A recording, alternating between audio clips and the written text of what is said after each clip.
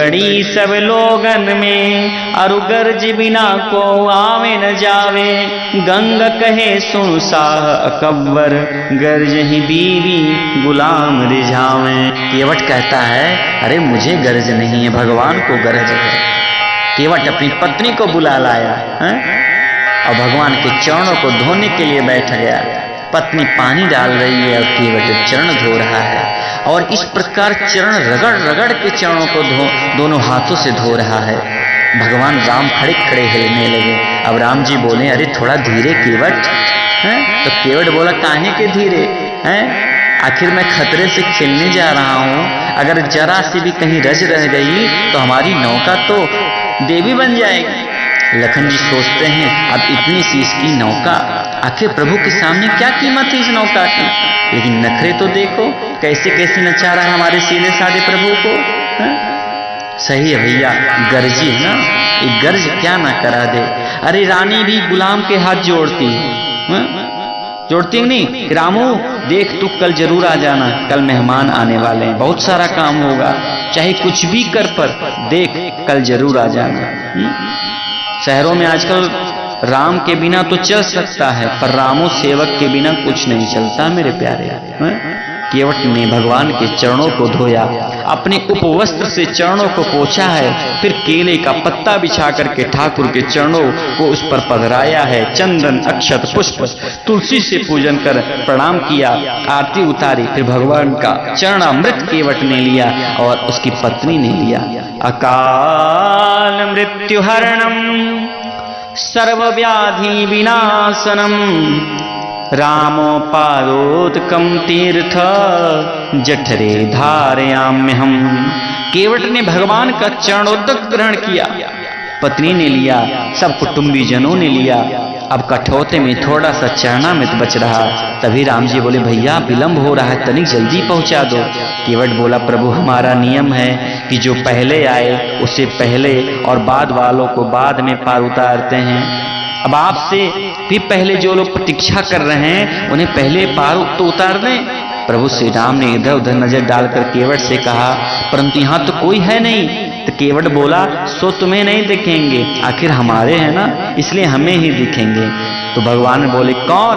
तो बोला मेरे पितर युगों से प्रतीक्षा कर रहे हैं, पार होने के लिए कतार में खड़े हैं प्रभु, न जाने कब से राह देख रहे हैं, इसलिए इस चरणामृत से पहले उनका तर्पण करके उन्हें पार तो लगा दो, फिर आपको पार ले जाऊंगा। एक काम आपको और करना पड़ेगा। अब इस वक्त में किस पुरोहित को खोजने जाऊं? आप दोनों ने तो गुरु वशिष्ठ जी के पास विद्या अध्ययन किया है, वेद का अध्ययन किया है, आप ही मंत्र पढ़ दीजिए। लखन जी ने कहा चलो भैया यही भूमिका बाकी रह गई थी, सो भी इसने करवा डाली। दोनों भ्राताओं ने वैदिक मंत्रोच्चारण किया, हाथ में कुश लेकर के केवट ने भगवान के चरणामृत के उस जल से पितृ तर्पण किया, अपने पितरों को पार लगाया है। इदं जलम तस्मै स्वधा नमः, इदं जलम तस्मै स्वधा नमः, इदं जलम तस्मै स्वधा नमः। एक एक का नाम लेकर के पितरों को पार किया। इसे तुलसीदास जी कहते हैं पितर पार करी। तुलसीदास जी स्वयं कहते हैं पद पखारे जलपान करी, आप सहित परिवार, पितर पार करी प्रभु पुनी, मुदित गयो ले पार। पहले अपने पितरों को पार लगाया, फिर केवट प्रभु को पार लगाने के लिए दौड़ करके उछल कर अपनी नाव में बैठ गया और भगवान श्री राम से कहा आइए प्रभु पधारिए। श्री राम पहले श्री सीता जी को चढ़ाते हैं, फिर स्वयं चढ़ते हैं, फिर लखन जी गुहराज चढ़े, फिर भगवान की आज्ञा पाकर के केवट ने नौका चलाई। जिस प्रकार माँ की गोद में बच्चा खेलता है उसी प्रकार गंगा मैया के चंचल जल में अटखेलियां करती नौका सरकने लगी। भगवान को अपनी नौका में पा करके आनंद प्लावित होकर के मन से केवट प्रभु को उस पार ले जा रहा है। लेकिन जैसे उस किनारे पहुंचा तुरंत केवट ने नाव मोड़ दी, फिर से पहले किनारे की ओर बढ़ने लगा। लखन जी बोले अरे भाई उस पार उतरना है। केवट बोला नाविक कौन है? मैं किया शांति से बैठ रहिए, मुझे पता है उस पार जाना है, लेकिन उस पार उतरते ही फिर आप लोग तुरंत चल देंगे उतर कर।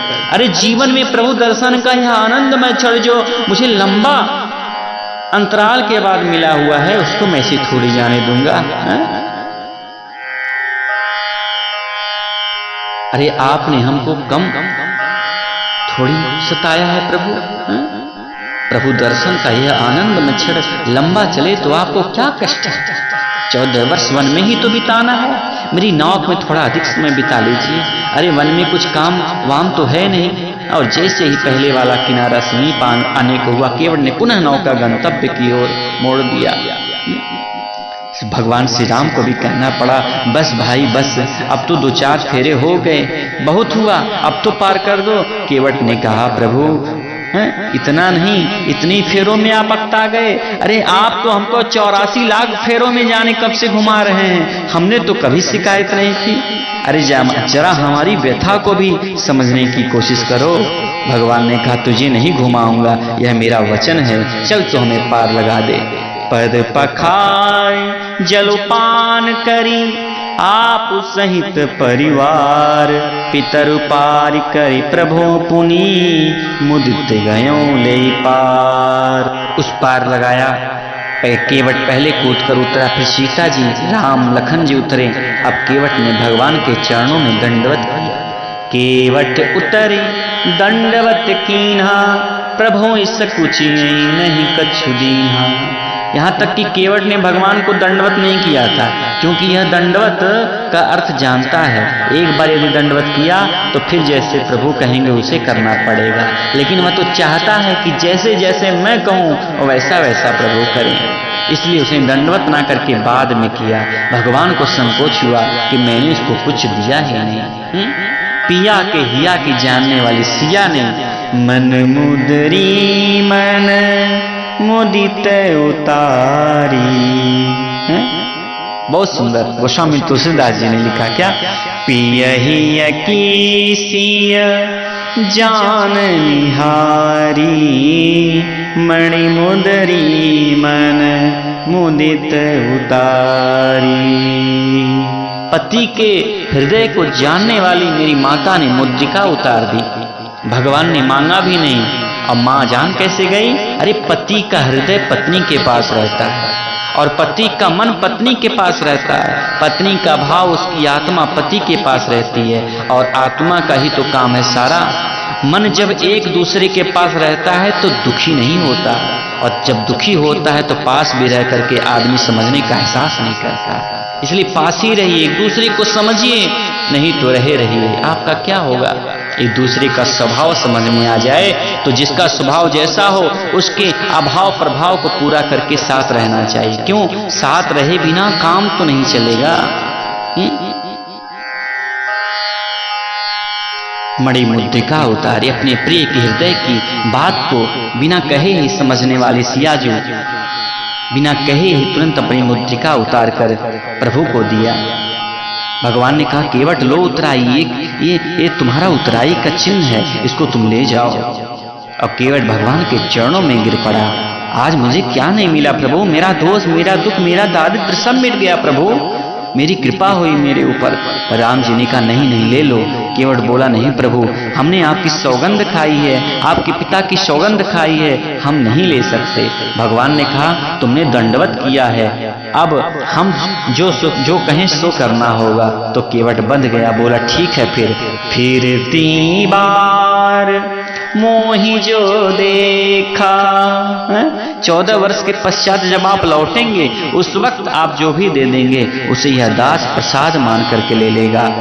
उतराई तो ले नहीं सकता क्योंकि मैंने सौगंध की है, परंतु प्रसाद मान कर उसे ग्रहण कर लूंगा। लेकिन जब आप वापस लौटेंगे तब। इसका मतलब यह है कि जब वापस लौटें तो सीधे अयोध्या ना चले जाएं, केवट से मिलते हुए जाएं।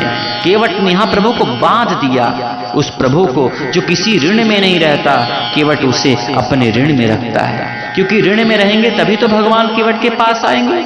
इसलिए सर्वतंत्र स्वतंत्र भगवान को केवट ने बंधन में रखा है, ऋण का बंधन। और केवट ने कहा, यदि उतराई में सीता जी का राम नाम अंकित यह मुद्रिका मैं ले लूं तो इसका मतलब यह हुआ कि सीता जो भक्तिमती मूर्ति हैं और राम नाम जिनके प्राण हैं, उनके माध्यम से यह राम राम राम राम का जप मुझे मिल रहा है, जो कि मुझे जपना पड़ेगा। यदि इस उतराई को स्वीकार करूं तो मेरा ऋण आपके सिर चढ़ेगा और आप मेरे नाम को जपेंगे। केवट केवट केवट केवट है। अरे केवट ने कुछ नहीं लिया, केवट को उतराई देने बाकी है। केवट का ऋण है हम पर, केवट का ऋण हम पर है। केवट केवट ही जपते रहेंगे और इसी बहाने निरंतर इस दास का स्मरण करते रहेंगे। देखिए मेरे प्यारे, आज भक्त अपना स्मरण करवा रहा है, आप मुझे बार बार याद करते रहेंगे। इसलिए वापसी में आप जो भी दे देंगे सो प्रसाद में सिर धरि लेबा, मैं उसको प्रसाद समझ करके सिर पर धारण कर लूंगा।